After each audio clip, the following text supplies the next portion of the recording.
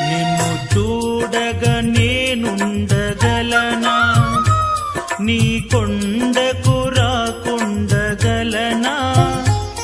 ఈ దేహం నీదు ప్రసాదం, నా